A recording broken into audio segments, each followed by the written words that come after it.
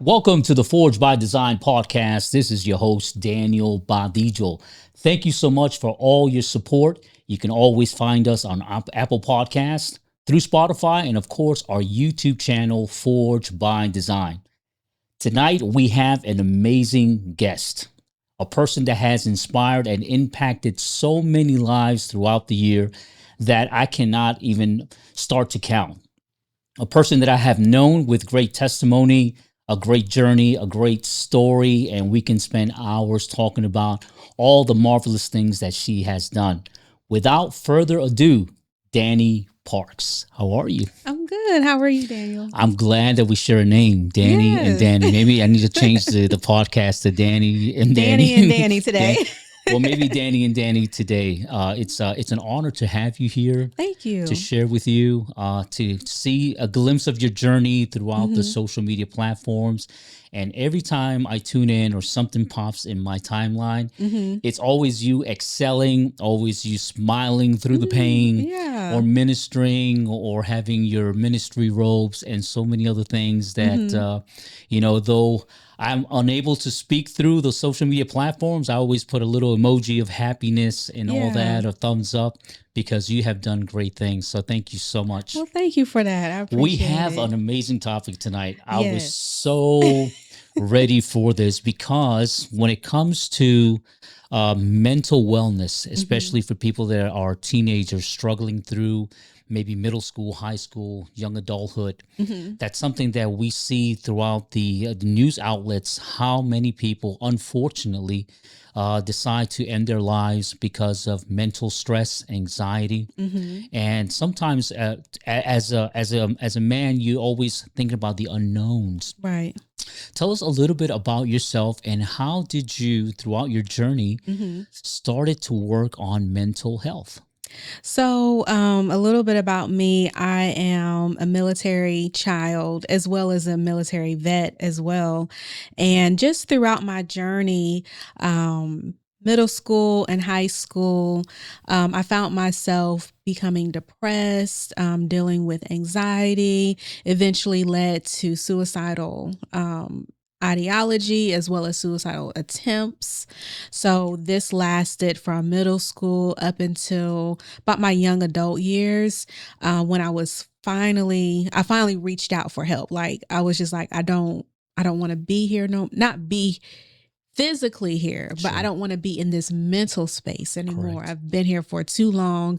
So I reached out for help when I was deployed, and they promptly gave me the help that I needed. And from there, just noticing like the soldiers who came back in the same condition, just reaching back to them and saying, hey, you are your biggest advocate. You may be stressed out, you may be burnt out, but you still have to fight through this. Like, Correct. you can't just, let someone take control of your career when you know that this is just a season you're going through. This is not a final stay for you. So just that's really where my advocacy started.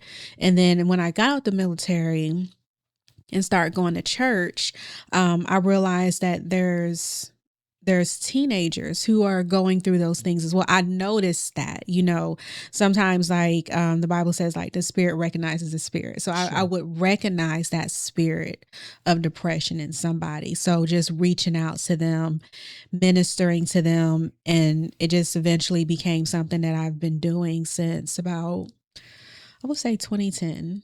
2010. When you Mhm. were in the military, what was your MOS? So my MOS was patient admin. So that Okay. was a 91 golf. 91 Golf. Yes. I've never heard of it. I believe you. I trust you because, Yeah. I'm always around like 74 Bravo Yeah.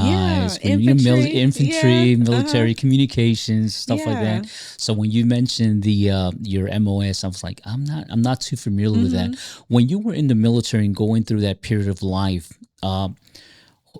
what you said that they provided counsel, but Hmm. this was not always church counsel. This was more secular therapy, Yes. Hmm. medication of some sort, or Hmm. some sort of exercises.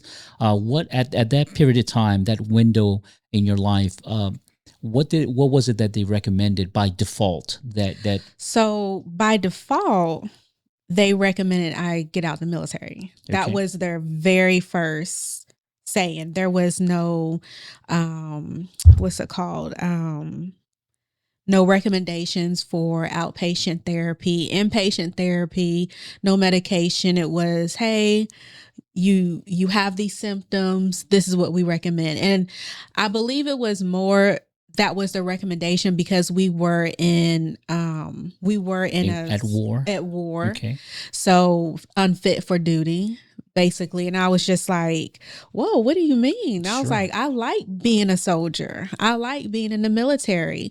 I was like, and because I've already had a background in psychology, I knew the steps Okay. to bringing somebody back to a normal state of like homeostasis within their mental health. So I pretty much asked the doctor, I was like, can I do outpatient therapy for 8 weeks? Is there some medication that I can go on to help me with depression? And so he took that in consideration and he was like, you know what, we'll do that. We'll see. Okay. We'll do outpatient therapy for 8 weeks 8 weeks. and Okay. see how you progress.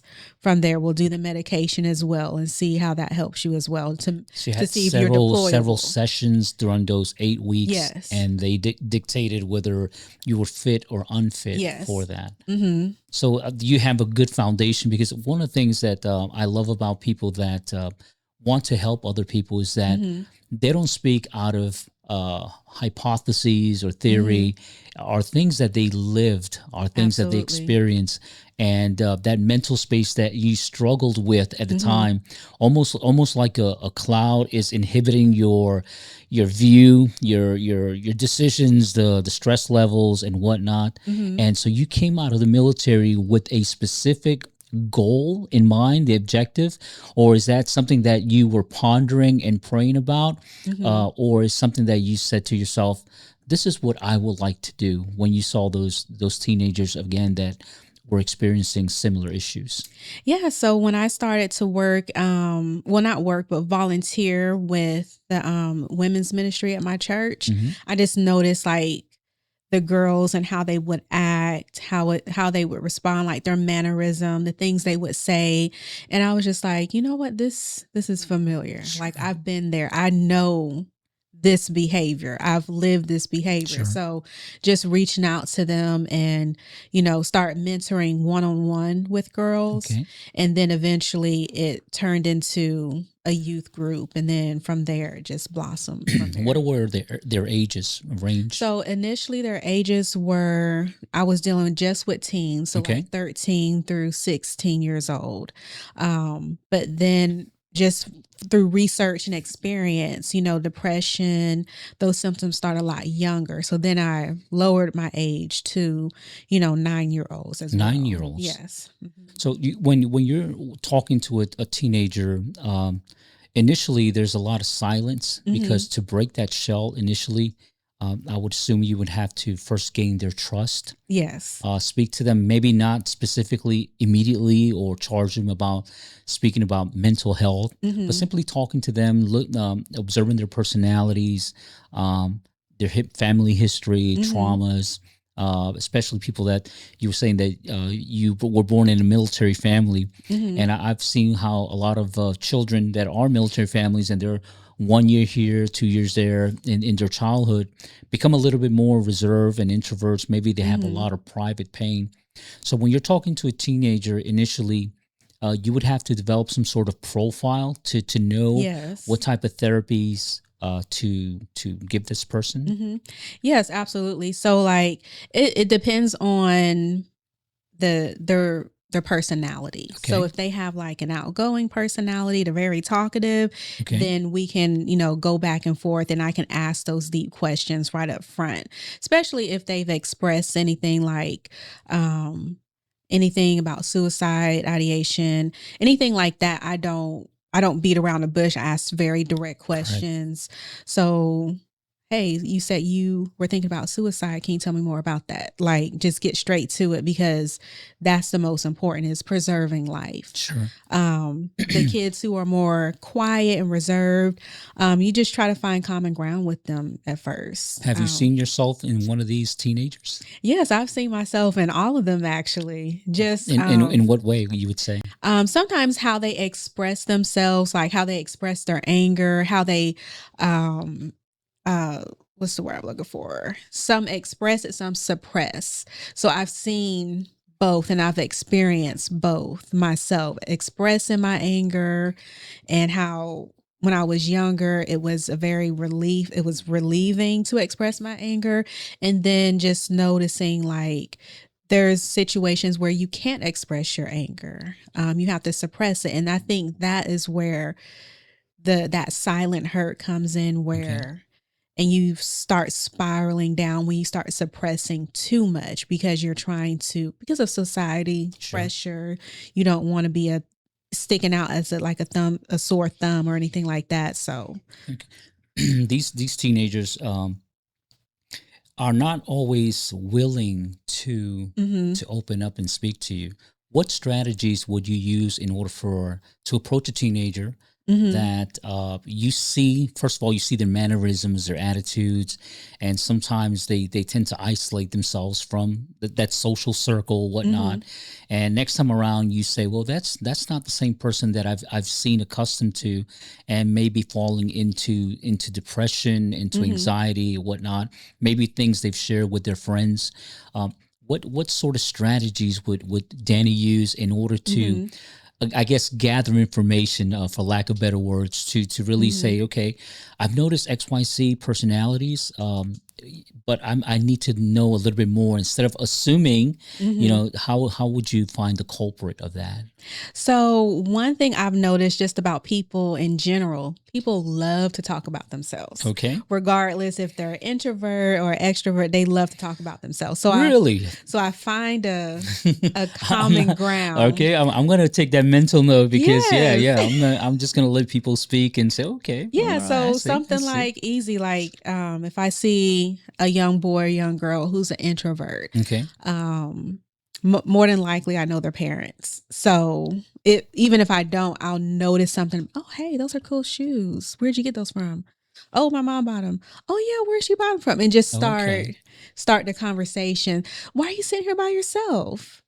And then, oh, I just don't like talking to people. Oh, why is that? And just Sure. start getting them to open up. So I always start with a compliment. So always start with a compliment. I Yes. think you have to have a gift for observation. Yes, you do. Maybe it's not part of my trait.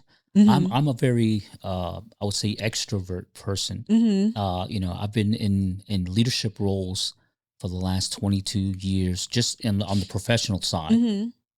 So I'm forced to talk to a lot of people, and in fact, I love to talk to people, Mhm. their backgrounds, personalities, whatnot. I'm not saying that I like all the people that I talk to. Right. I'm just saying that by nature, I like to talk to people. So I guess you would have to be a skill set that you would have to develop is to Mhm. first be observant, because you have to understand what you observe. Yeah. Sometimes people misjudge. I've been maybe guilty of misjudging people because Mhm. XYZ, and I find out that that's who they are. Right. That's their personality. That's they're more that. So in your observing process, what are the things that you are looking at, and Mhm. to try to Well, I look at their mannerism. Are they quiet? Are they reserved? Um, some people are quiet because no one's talking to them. okay, Some people are quiet because that's just like their mannerism. So I look at that. I recognize like their nonverbals. Are they closed arm? Are they, nervous and bouncing their okay, legs? yes, So those are all things that I notice before I approach them. And then once I do approach the teenager, I always, hey, come over here and talk to me for a minute. I never talk to them. If I really feel like there's something going on with them, I always pull them to the side. How's everything okay, going?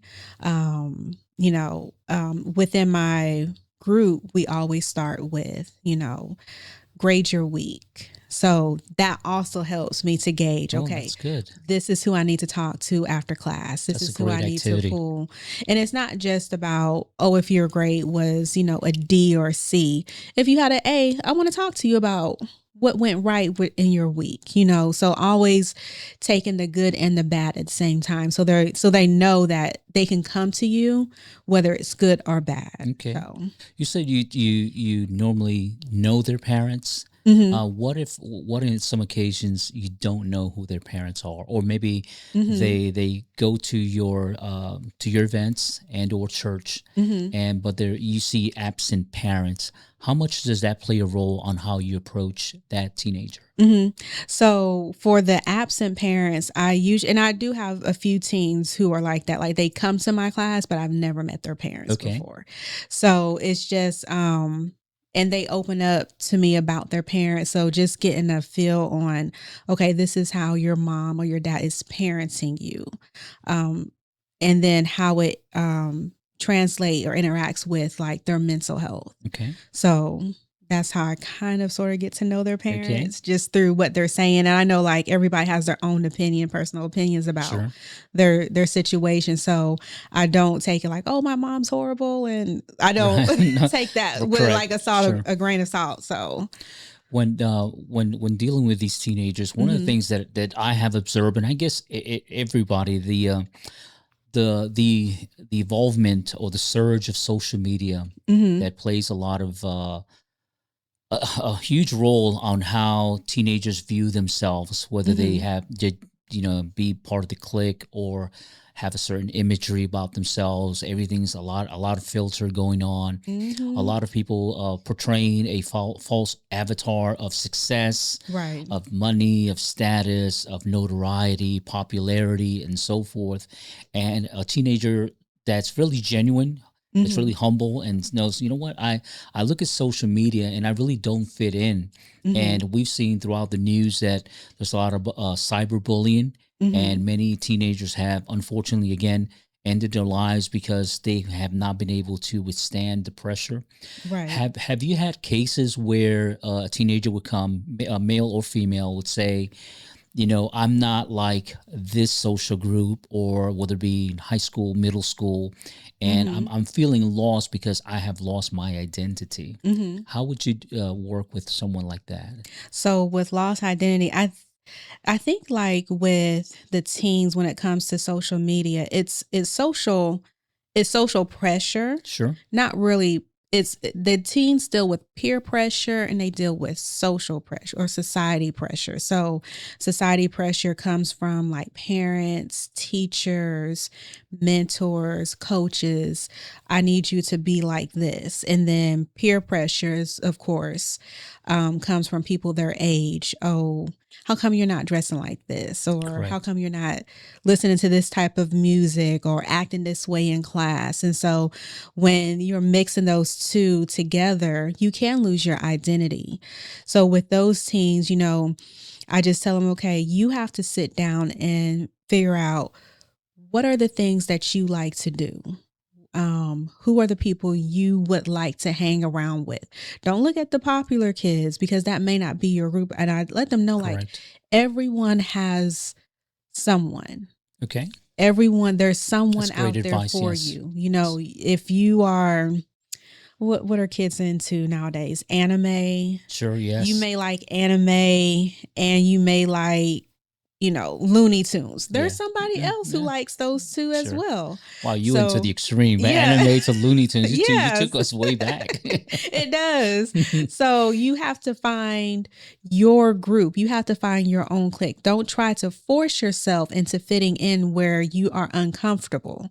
So that's the advice I give them when it comes to like their identity, because as they're going through puberty usually starts around, I would say, 8 years old.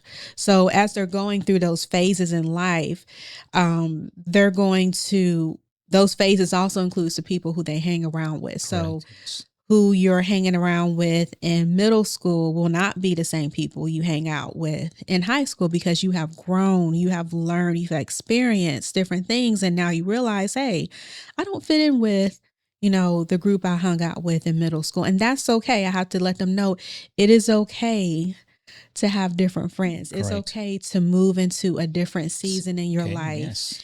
and have different interests and explore different interests as well. So Okay. just let them know you don't have to stay stagnant in this particular Group. group of Yes. friends. Or if academic wise, if you say, hey, I really like math, but I'm really starting to get into history, then explore that some Correct. more. So just encouraging them to find themselves, because we truly don't find ourselves until we're in our young adult years anyway. Correct. Yes. So I always struggle in those transitions, going from the transition of middle school to high school, because some of my friends or the group, the social circle that I was always with, went to a different high school. And they went this high school and that high school. So you go in as a freshman to a new high school with maybe one or two friends that are probably, in my case, were smarter than me. Were taking these Ivy classes and whatnot, and so there's that anxiety separation and trying to find out,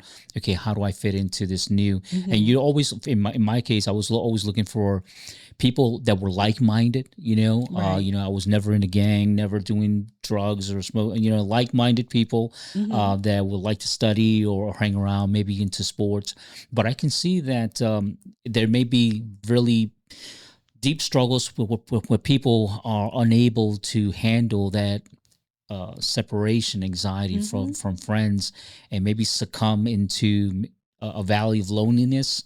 And that if no one is observing, no one is aware, that they can go for maybe for years. Oh and yeah, definitely. doing that. So one of the things, so let's take, so as you're doing this autopsy of the individual, for lack of better word, we're dissecting. First we observe the individual. Yes. And develop some sort of benchmark. And then that what you said was a personality trait, what the personality is. So once we know that there's a personality, then there's a deviation from that personality, where this person becomes a little bit more reserved, a little bit more when I mean reserved, more silent, maybe a little bit more separated. And that's when you intervene and talk to them and try to find out what are these underlying issues that may be bothering this person. One of the things that I have seen in the church circles is the fact that when do we intervene? When I was growing up, it was all about pray, pray, pray. It was seek God, and you got an issue because you don't fast. You have an issue because this and that. Right. And when I'm a high believer in not everything is me going to my prayer closet. Sometimes you just need to talk to someone. Right. Yeah, absolutely. Talk to somebody, and then also get out there and do the work yourself. Okay. You can pray about it, but after you pray, then what? We have to do the Yes. work. Sure. So, when it comes to intervention, one, just knowing people, like I said, always observing people. I may not talk to you, but I like to people watch. I don't know Sure. about anybody else, but I love people watching. Okay. So Well, that's strange, but yes. We'll take it for this podcast. So I'm just just out there. I can just see Dani somewhere, just people watching just with her people cup of coffee. Right. It's like, oh my God, there she What are is. you Just people, doing, and why are you doing that? It's so interesting. So just like I might just join. right, just people watching. Like if I'm in church, I'm watching people. Sure. And then With discernment. Yes, with discernment, watching them, recognizing, oh, this person's a hugger. This person's always happy. And so they come into church and they're not hugging anybody, or they're not talking. Oh, something must be going on. Let me not just walk up to them and be like, hey, what's going on? But, interact with them, see if there's anything going on, or let me see if I can get you to smile, because you're a smiler. You're always smiling. Yes. So we people watch, not to be weird, but to use discernment on how to approach them. Correct. And then also how to minister to them, because of course, we minister differently to everybody. I may pray for you one person, but I may be prophesying to another person, just however the Holy Spirit leads Sure. me, and using that discernment to do so. So always watching people, measuring them, seeing like, okay, that this change in their attitudes. For instance, I had a young boy, he's always quiet, that's just his Correct. That's mannerism. his But personality. I noticed one day he came into class and he was very distracted. He wasn't paying attention. He was jumping his leg, nervous. And so I pulled him after class. I pulled him and said, "Hey, what's going on?" "Oh, nothing." But he was fidgeting. He was moving around. I'm like, "No, there's something going on because this isn't you." Correct. And he was like, "Well," and then he opened up and told me what was going on with him and how he was frustrated and he was angry. And I was like, okay, because usually you just sit there quiet Correct. and, you answer the questions, you interact, but only for interacting with you. So just noticing people. And I think that's one thing that society has got away from, is just noticing people. Yes. When you ask somebody, I always tell, when you ask somebody, when you're greeting somebody and you say, "Hey, how are you doing?" That's not a passing phrase. That's, let me Sure. stop Yes. and see how you're doing. I asked a Yeah. question. Correct. So I think we do it so. we do it so much. It's Yes, just, it doesn't have that weight of really, hey, yeah, how you doing? But are we really interested in how we doing? absolutely. And when Yeah. they start asking, because I've been guilty on that. I've asked somebody, "How are you doing?" But I have And an kept agenda. moving. I got Yeah. to keep on moving. I got Yeah. to go to work, and sometimes I do feel that guilt sometimes. And But you'd be but continue. Yes. surprised how, when you ask that question and you actually stop and wait for them to answer, it takes them off guard as well, because you're letting them know, "Hey, I see you and I want to hear you. So how are you doing?" They say, "Oh, I'm doing fine." "Okay, good. Well, it was nice talking to you." They know, like, oh my goodness, somebody actually saw Yes, me. Somebody correct. heard Heard me, me. understood me. Yeah. That's So so important, it because some is. some people, they listen to respond. I've Mm-hmm. heard this so many times, and that's so true. When I was back in the day, I was a youth pastor, Mm-hmm. but I supervised 12 youth societies in different states, Yeah. and always a little mature for my age. I think Mm-hmm. that's why they always chose me to lead in that regard. Mm-hmm. But there's so much pressure in the world, and so many, like I said, so many people battling with loneliness, identity, and Mm-hmm. so forth. Once you have developed already a personality trait, you have a ministry that you work with these young teenagers, and what strategies or habits do Mm-hmm. you promote, instill, coach, train Mm-hmm. on, so that they can remain above that that level of wellness, and not Mm-hmm. going back into their old mental habits? Yeah. So I Talk to us about always, that ministry. I'm so excited about yeah. that. So it's Mental Health Saturdays for teens and Mental Health Saturdays Saturdays for for teens, teens. okay? Yes. And they meet how often? So we meet once a month Once a month. in Where? person. In person? Right now it's at Chosen Church in Chosen Church Grovetown. in Grovetown. Mm-hmm. Chosen Church in Grovetown every third Third Saturday of the Saturday. month, and you Yes. meet in person. No Teams meeting, no remote watching, no Mm-mm. video. We In want to see person. you. We want to see you in person. So Absolutely. tell me about that atmosphere when people just initially go in. I'm a new person. Just take me Mm-hmm. as a new person. I show up to this amazing event. Yeah. What am I going into? So one, we do meditation breathing. Okay, And you the got to break kids that and the down. kids know, like when we first started, it Okay, was a joke because it's like, okay, everybody sit up, we're about to breathe. okay. So they, it always gets them You don't get all laughing. kung fu there and start doing tai chi and all that No, other none of stuff. that. It's okay. So we I'm just breathe. trying to have a Yeah. mental image right now. Yeah, so we do meditation breathing, we do box Meditation. breathing that helps with anxiety, any type of anxiety they're having, really. So and kids don't know they automatically do this anyways. They just don't know what it's called. So once you put a name to it, now they can say, oh, okay, whenever I'm taking a test, I always Oh, yeah. Try to. They breathe in Okay. slowly, hold the breath, and breathe out. That's meditation breathing. That's box Correct. breathing. Do you So, see people resistant to that? Because these teenagers, they're always on a go, go, mhm. go. And you're having to, hey, before we embark on anything else, we need for you to stand still Stand and still, we have to do and some we're going to meditation. breathe. Initially, like for my kids who always come, they get right into it. Okay. The new ones, they realize after about a minute, hey, this is starting to really calm me down. Like I feel more peaceful. And these are this is what they express to me once I finished doing the breathing with them. So how do you feel? Oh, I feel more relaxed. I feel more peaceful. I feel more, clarity in my mind.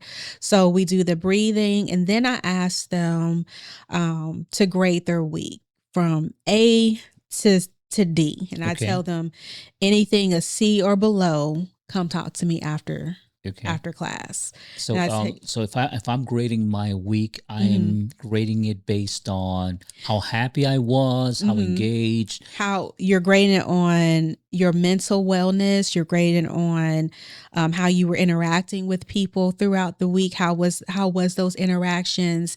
Any type of stress you experienced? So, accumulation of all of it. What was your grade this week? Some Okay. kids say, "Oh, I had an A. Everything went well for me this week." Okay. Some are completely honest. "Oh, I had a D." Some even say I had an F. Okay. And so I'm like, "Okay, well, after class you come talk to me." And it's not a suggestion Right. because I'm gonna Right. find you after class. Okay. Yeah. Sure.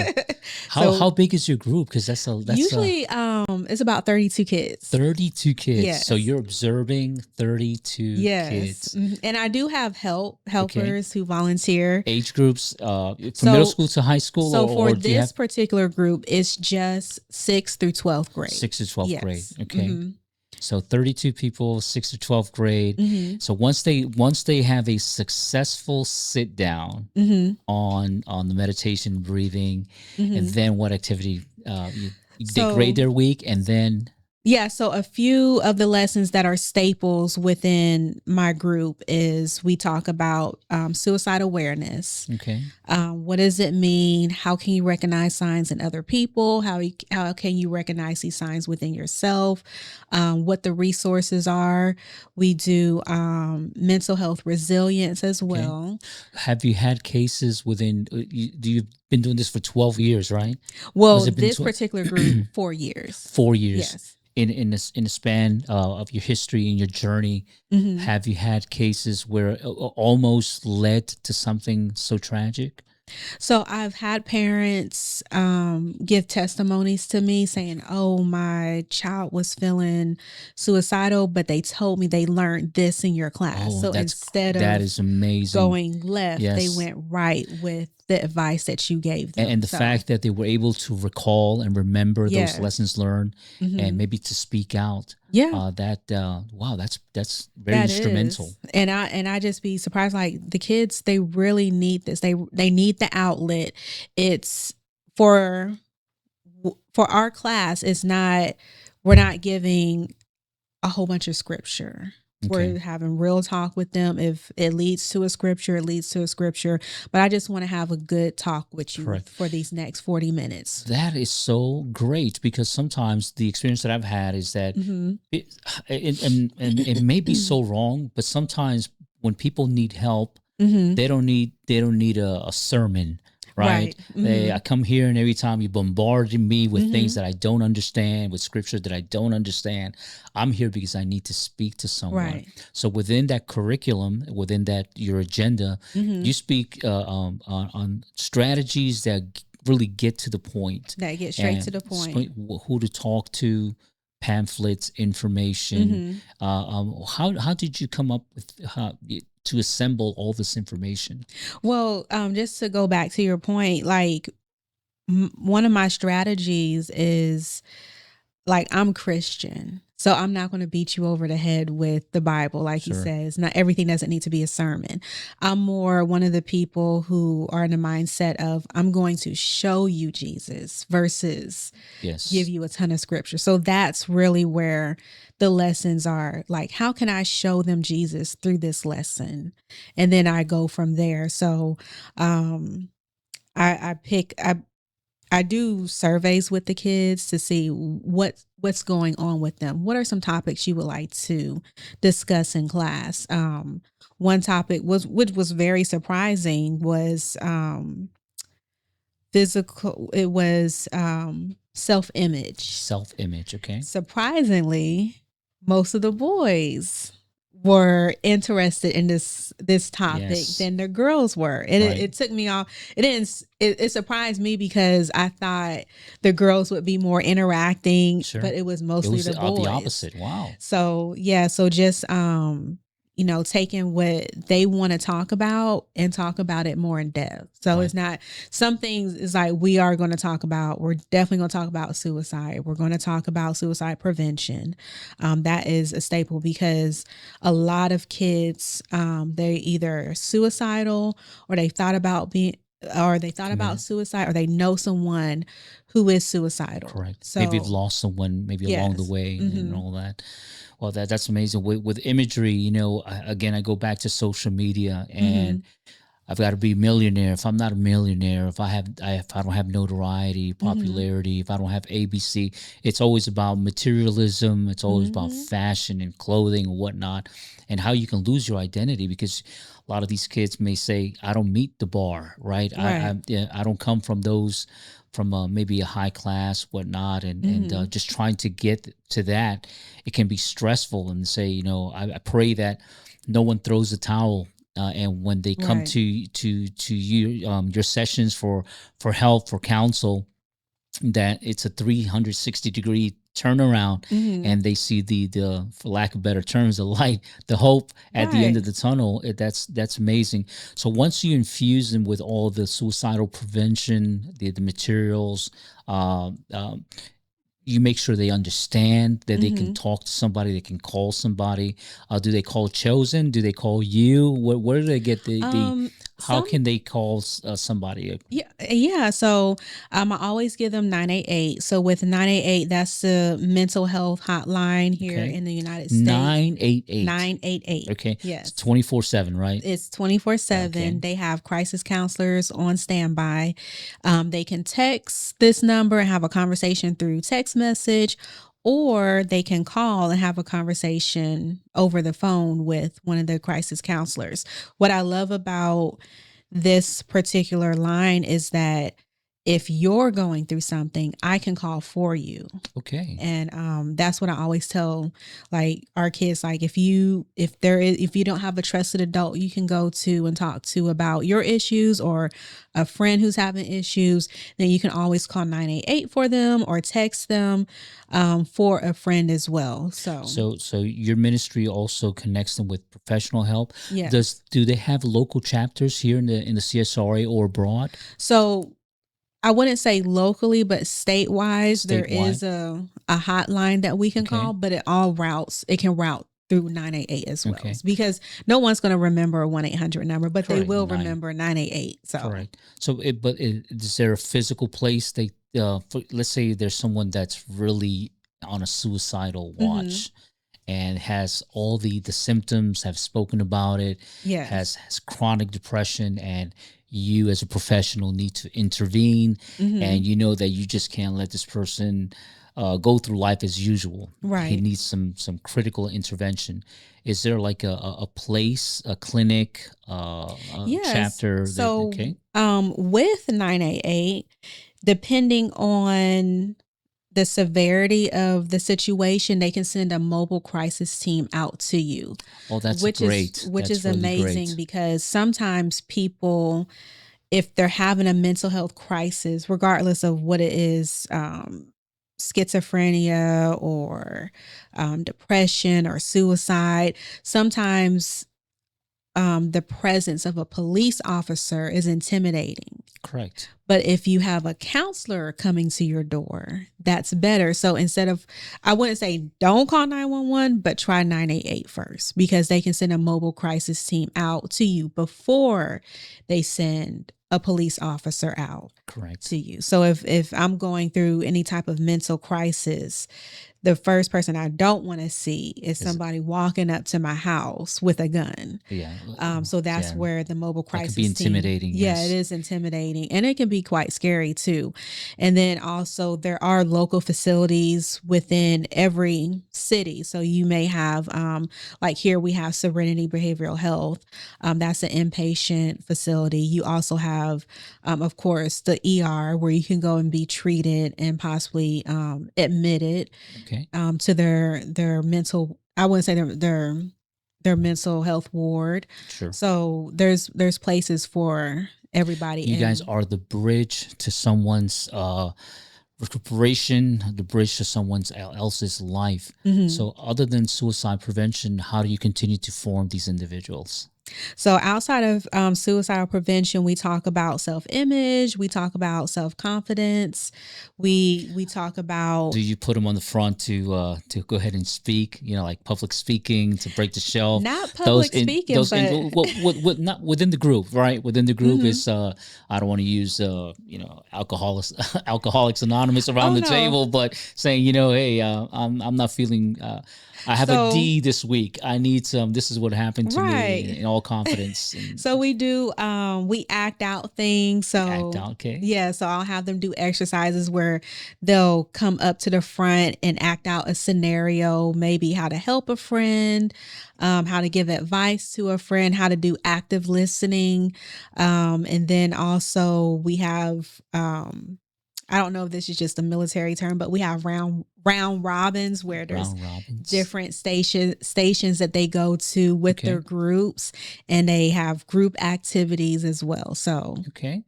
Do hopefully I guess the end goal would be that this person overcomes that mhm, mental health or those suicidal thoughts, or now feels has found their identity, has found mhm, their voice, their uniqueness, and they can no longer have to attend. I guess that will be the triumph when they don't have to no longer attend the sessions, because you've empowered them to become productive citizens, productive people within mhm. society.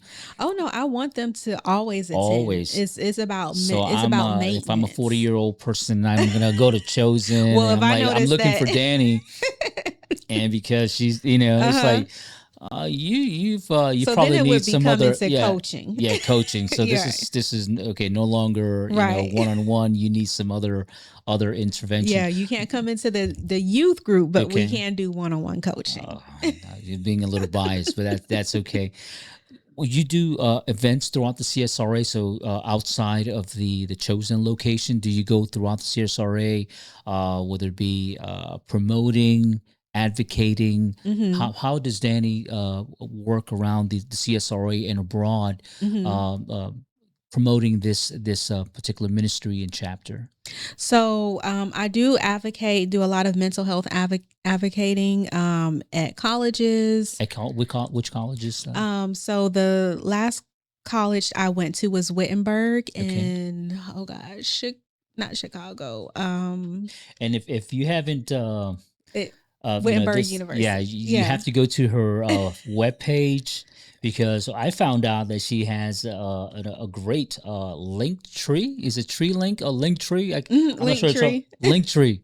All right, my producer didn't yell it out to me. He's always corrected me, but that's okay. I'll forgive him for that. So it's a link tree. Thank you, Kevin. So it's a link tree, and with hmm that, they go to your Instagram, to your hmm professional webpage. And if you guys don't know, she has a very impressive LinkedIn account. So very, very, Thank very you. professional, very GQ in that hmm photo. I was like, all right, Yeah. outstanding. So they go through all these link tree connections, hmm and that's how you promote your chapter. Yes, that's how they can get in contact with me if they want me to come and speak about just different topics about mental health. When I went to Wittenberg, they also wanted me to do a sermonette in their chapel, so Okay. they knew I was a minister, so I Sure. did that as well.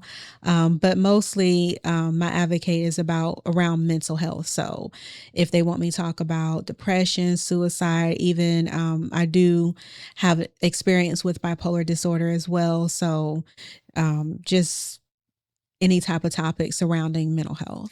Do you see that there's an increase in mental health need, and there's a disparity in mental health awareness, or Mm-hmm. whereas throughout the years, because the society turmoils, the volatility of emotions and all Mm-hmm. this, that there's you see that there's more and more and more need for uh, mental health intervention. Yes, absolutely. There's definitely a need for mental health intervention with this with where we're at nowadays. Everything's about self-care. Everybody's on their self-care tip, and oh, I'm doing this for self-care, I'm doing this for self-care. But really teaching people what self-care is. Self-care isn't always, going to the spa and getting a massage. Self-care Sure. can be decompressing from the day, Okay. turning your phone off, not getting on social media, not turning your TV on, just really owning what happened during the day. How did it make you feel? Why did it make you feel the way it made you feel? And what can you learn about that? What were the triggers that, regardless if it, oh, this made me happy. Well, why did this make me Sure. happy? This made me frustrated. Why? And Do what you advise triggered on that? people? Advise on that note? Do you would advise people to keep maybe a personal journal? Because Mm-hmm. I tried that once, right? Mm-hmm. And I'm not sure if I went to Staples or somewhere, but I found myself. I'm telling on myself now. I found myself this thick Mm-hmm. notebook with, Mm-hmm. I don't know, maybe 300 pages, and I'm like, okay, I got some issues going on. The Mm-hmm. best thing that I've heard to do with regarding self care is to jot, have a like a daily journal, weekly journal, Mm-hmm. and that, just so when you put it on paper, you can develop strategies around this: the what, Right. when, where, how, with whom.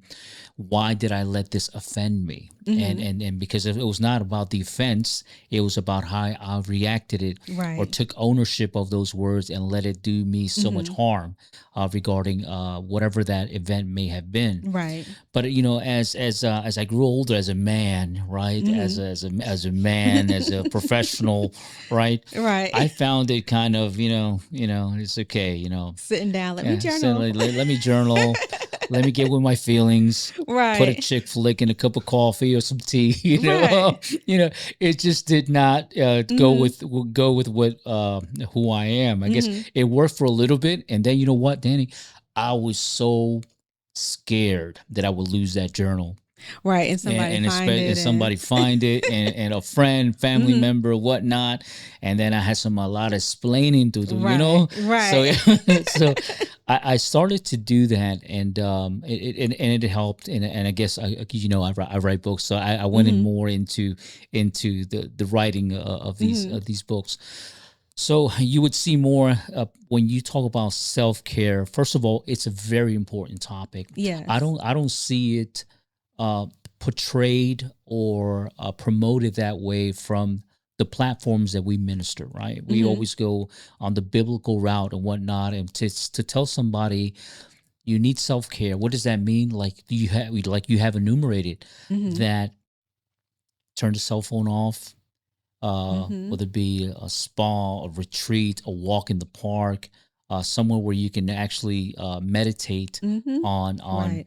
relationships, on letting go, on disassociating yourselves. Because sometimes we need a whole new circle, right, Right. of friends Mhm. and whatnot. What else can you elaborate on this self care? How does Danny? Let me put you on the Mhm. spot. Oh, Lord. What is your self care technique? So my self-care. Superficially, just Right. So my self-care, and I like that you mentioned journals because some people they get journals and it has 300 pages. They're just completely blank. yeah. Um, Well, I made it to but like there's 25 pages. I made it, yeah, but it can be intimidating because it's like, okay, I got this blank paper. What am I supposed to do? But now there's guided journals. okay. So I suggest to anyone, if you don't know what to write, get a guided journal Has and that pre questions like prompts and prompts. everything in there Okay, for you. great. So get a guided journal that works. I've been using a guided journal for about 2 years now. And Okay, sometimes I'll actually answer the prompt, or sometimes I'll just like write because I'm okay. feeling like writing.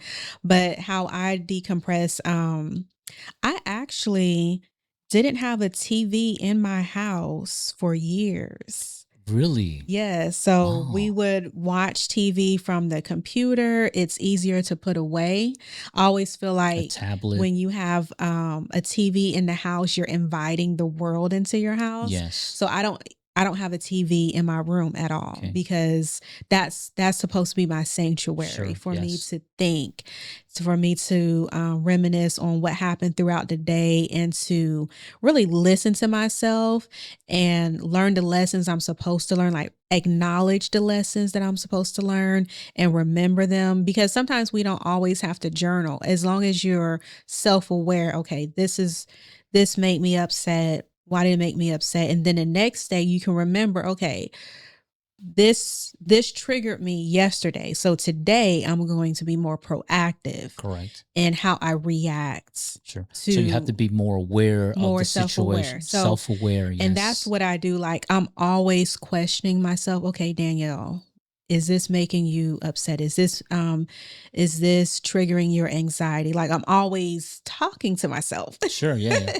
Talking Well, to myself in my two head. things that you learned. Two things that you learned: that she's very observant, Very observant. We and that people she watch. talks. And so she's people watching while she's Talking talking to to herself. myself. So if you have a camera or a lens on her, you pull out your Right. iPhone or your Android and put it at Danny. Yes. Like, what is going on Right. today? Always talking to Ah. myself, always self-aware.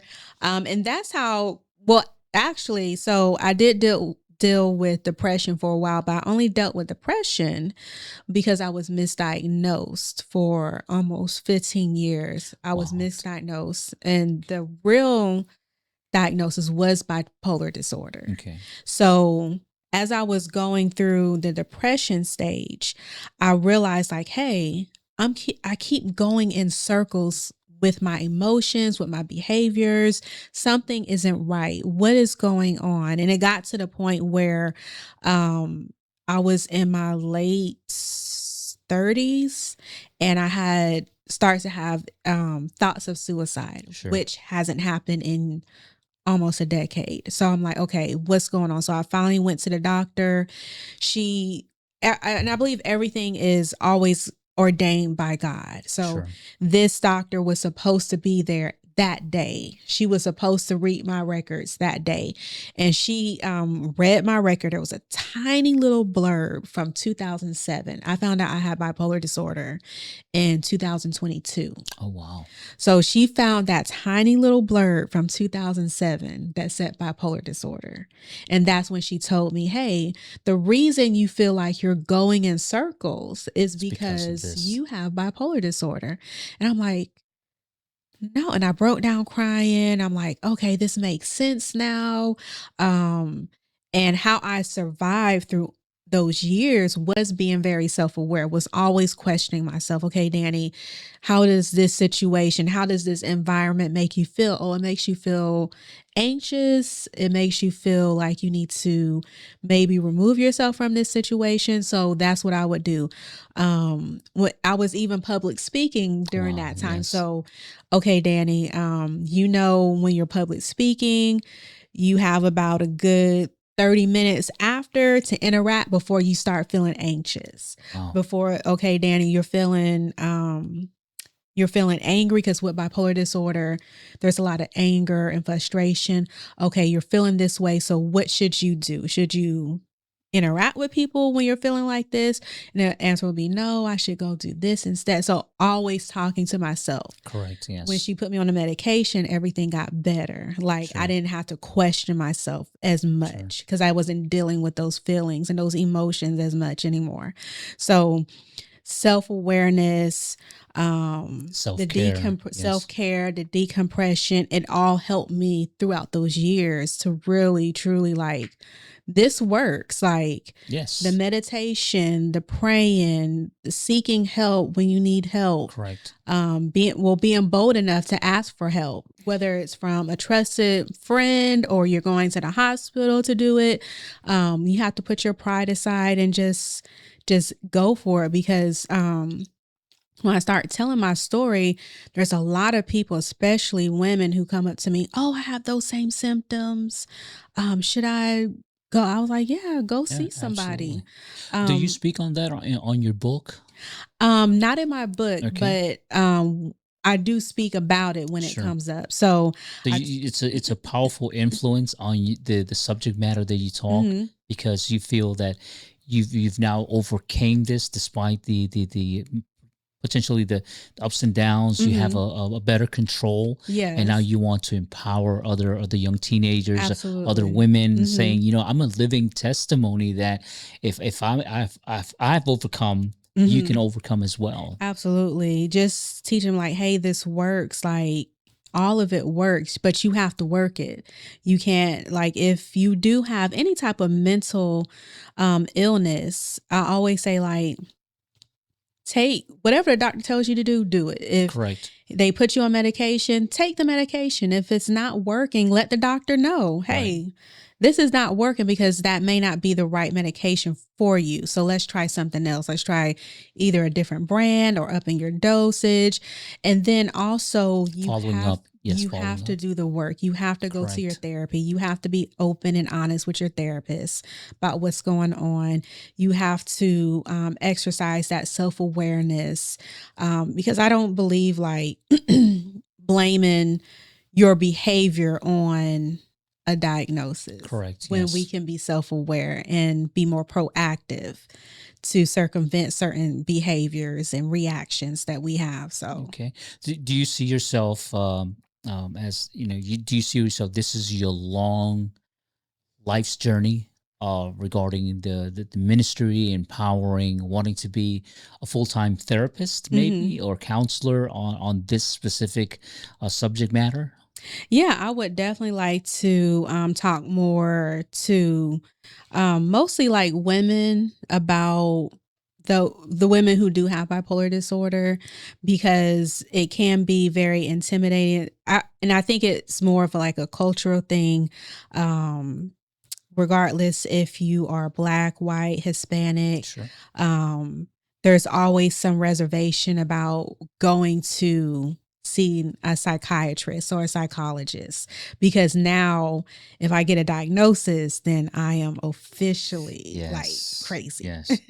But we have to get out of Sure. that type of stigma. Wow, So that's amazing. I never thought about it that way. yeah, so a lot of us, that's why like a lot of us here in America and overseas, we deal with a ton of mental health issues that go undiagnosed every single year, because we're afraid to go to the doctor and Correct. get that Yeah. help Sure. that we need. I'm a big advocate on that seeking guidance, seeking help, seeking a Hmm. diagnosis, getting yourself checked overall. Right. And that's probably in some religious circles or denominations maybe a Hmm. taboo, because It they is. they either you are spiritual or you're Hmm. not, right? Right. And then and of course the lukewarm lukewarm. Oh, Yeah. Yeah. so but I always counsel that sometimes not everything is in spiritual manner, Hmm. that you do have to seek if you break an arm, you're not going to Right. go to the altar, you're going to go to the hospital, You're gonna go right? to The the same thing when hospital. you see Right. things that are not in your normal personality, your Hmm. conduct, whatnot, to get that professional help, Right. and so forth. So this will be your lifetime journey Hmm. to empower people.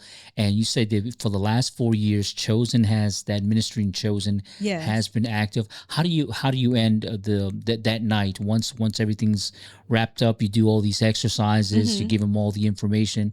How does the night end during that activity that Saturday? So for Saturday, we always end, of course, kids, if you bring food, the kids will come. So Bring food. I think that's my if you producer. bring it, they will come. Yeah, if I bring food, he will come. Yeah. Yes, So absolutely. we always Yes, end yes. with some type of snack or even a meal. Okay, And then they end their entire night because Chosen does have their service right after. okay, So they go into service and they get the word and then they go sure. home.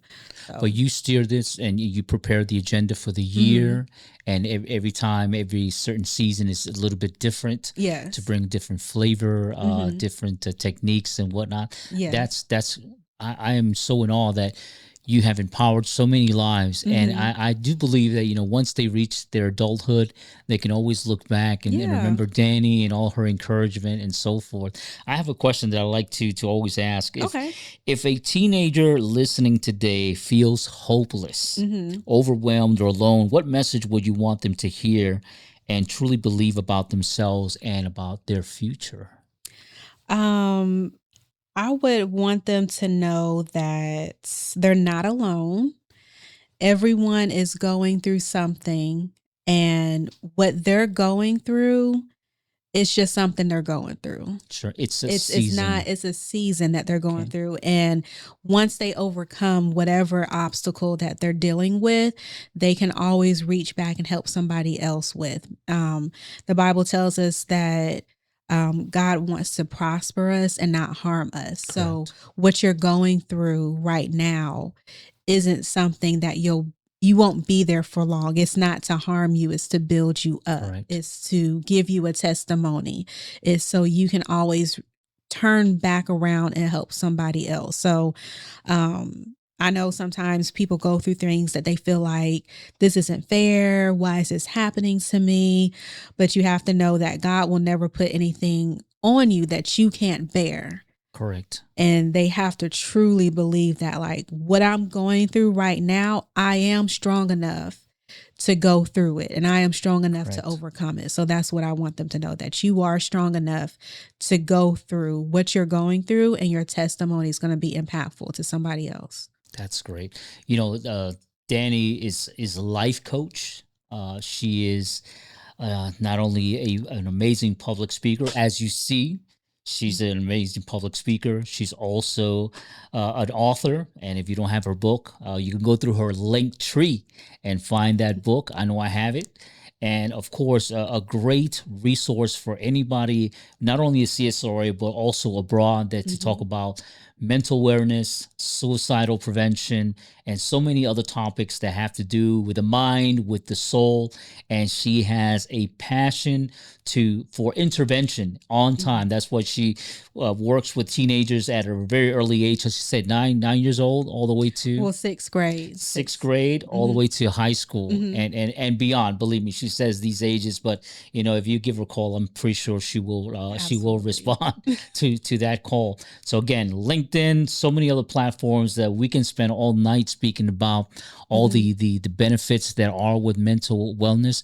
And this Mm-hmm. platform has allowed these listeners and these viewers to really hone in on the type of resources that not only you bring through Chosen, through that program, and how you custom made in that program for not only individuals but as a Mm-hmm. group, but also the resource that you are in Mm-hmm. order to steer that platform, those resources, that information.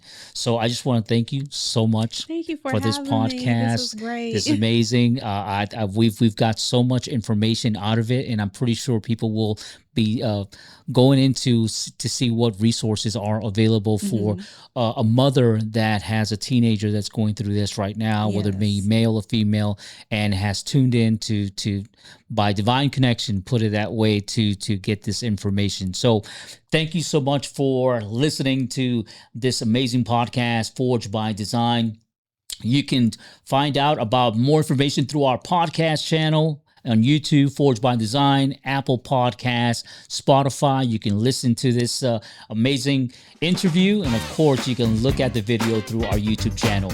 As always, thank you so much, and I will see you on the next episode.